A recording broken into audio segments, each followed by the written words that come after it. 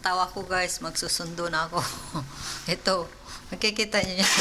Dati yung pangalawang dito lang siya sa baba. Ngayon dito na nilagay. Wala na siya nag-doorbell. Ewan ko lang kung baka naliligo ako kanina. Hindi ko narinig yung doorbell.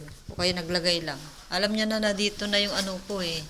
Baka siya ulit yung siya ulit yung naghatid dito ng last time na dito niya nilagay. Kasi sabi ko Dor, hindi na siya nag-message sa WhatsApp eh. Tinignan ko kanina umaga, wala. Alam niya na dito. Kasi kapangalan ko. Ito na, akala ko bukas pa to. Chinek ko kanina. Bukas. Madalin ako guys. Ito na yung order ng kaibigan ko. So makikita kami ngayon, sakto-sakto. So, dalawa kami ngayon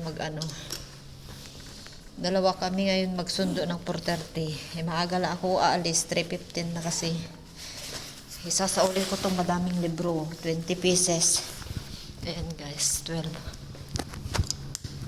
So, ayan guys, ang dami kong isasauli na libro, 20. Grabe, mabigat. So, ayan guys, sasauli tayo ng libro, dami. Nandito na yung order mo, Weng. Kasama ko, taga-Apari, Kabalanyugan. Kala ko bukas pa yung darating, si 25. Ngayon pala. Iba pa yung sumunod na Bluetooth speaker ko. Ay, Bluetooth na headset.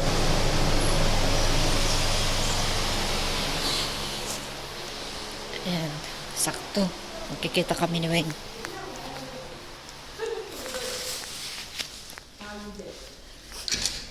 So sabihin ko yun si Weng, nandito na yung order niya na hikaw na isang 36 pair lahat.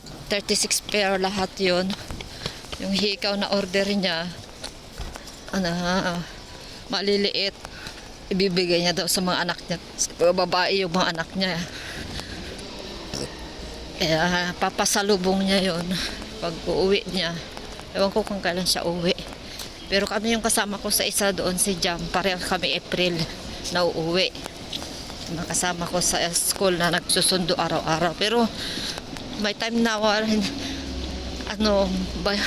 pag Lunes, kumpleto kami lahat yan ng sundo ng oras. Pero pag Martes, Merkules nahiwa-hiwalay na kami ng pagsundo. Ngayon si Jam naman, ngayon naman si Weng. Kahapon si Jam naman ang kasama ko kahapon, taga La Union. Dalawa silang taga La Union, dalawa din kaming Cagayan. Si Jam kahapon din, 4:30 kami. Ngayon sila naman ang magkasama ni ate. Dalawa silang taga La Union to 45. Kami naman ang 4:30 ngayon ni Weng. Friday. Dalawang beses ako sa 4:30 magkasunod. Sa kanila kasi pa iba-iba din. Kaya ayun. Si ate Lunes lang kahapon. Ay Lunes lang kami yung Lunes lang kami talaga ni ate ngayon. Pero kanina umaga pag naghatid ako, nagkita kami lahat 4 pag ako naghatid sa umaga. Pero pag nandito si amo, hindi ako maghahatid, sundo lang. So yan na guys, patayin ko na.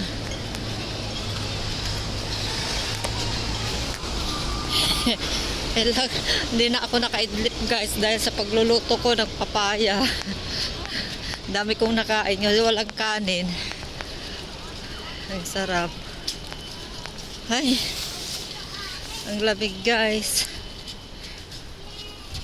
Babay na muna. Babay na guys. Ito yung suot ko.